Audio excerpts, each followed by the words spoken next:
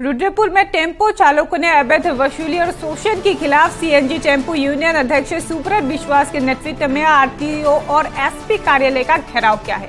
चालकों ने आरोप लगाया कि ट्रैफिक पुलिस, सीपीयू और आरटीओ विभाग के कर्मचारी विधायक के नाम पर अवैध वसूली कर रहे हैं। प्रदर्शनकारियों ने कहा कि कांस्टेबल टेम्पो चालकों को धमकाकर अपराधियों को जेल और कोर्ट तक पहुंचाने को मजबूर करते हैं और खर्च मांगने पर गाली गलौज और गाड़ी जब्त करने की धमकी देते हैं। चालकों ने 7 सूचियों मांगों का ज्ञापन सौंपा है, जिसमें स्थायी टेम्पो स्टैंड परमिट सीमा 4 से 16 किलोमीटर करने, रूट निर्धारण और अवैध वसूली पर रोक लगाने की मांग की गई है। चेतावनी दी गई है कि मांगे पूरी न होने पर आंदोलन और उग्र रूप से किया जाएगा।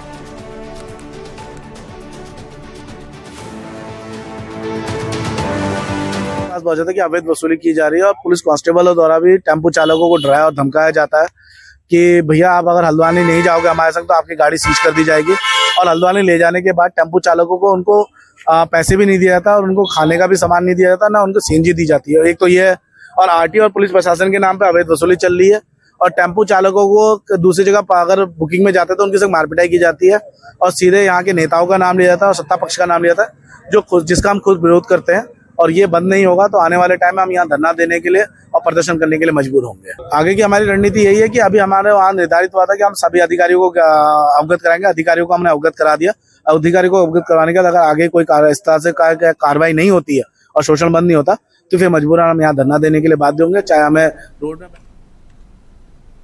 मुख्यमंत्री पुष्कर सिंह धामी के निर्देशों पर प्रशासन एक्शन मोड पर है। रुद्रपुर के अलग अलग 10 स्थानों पर सीलिंग के जमीन पर बने अवैध निर्माणों पर प्रशासन का बुलडोजर चला है। प्रशासनिक अमले ने पुलिस बल के साथ संयुक्त कार्रवाई करते हुए इन निर्माणों को ध्वस्त किया है। देखते ही देखते अवैध बिल्डिंगों का मलबा जमीन पर बिखर गया है। अधिकारियों ने स्पष्ट किया है कि सरकारी या सीलिंग भूमि पर कब्जा किसी भी सूरत में बर्दाश्त नहीं किया जाएगा। ये कार्रवाई जमीन माफिया और अवैध निर्माण करने वालों के खिलाफ एक कड़ा संदेश मानी जा रही है। स्थानीय लोगों में कार्रवाई को लेकर मिलीजुली प्रतिक्रिया देखी गई है। वहीं प्रशासन ने आगे भी ऐसी ही कार्रवाई जारी रखने की चेतावनी दी है।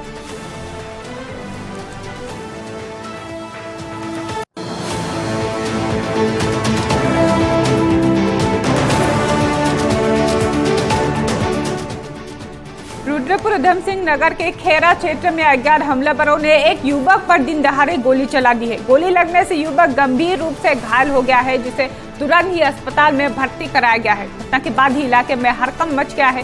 पूरी वारदात पास में लगे सीसीटीवी कैमरे में कैद हो गई है, जिसे हमलावरों द्वारा फायरिंग करते हुए दिखाई दिया है। फिलहाल सभी हमलावर फरार है और पुलिस ने मामला दर्ज कर जांच शुरू कर दी है। पुलिस का कहना है कि फुटेज के आधार पर हमलावरों की पहचान की जा रही है। घटना के बाद ही खेरा क्षेत्र में दहशत का माहौल है और रुद्रपुर के खेरा क्षेत्र में दिन दहाड़े फायरिंग की गई है। अज्ञात हमलावरों ने युवक को गोली मारी है और अब युवक की हालत गंभीर बताई जा रही है।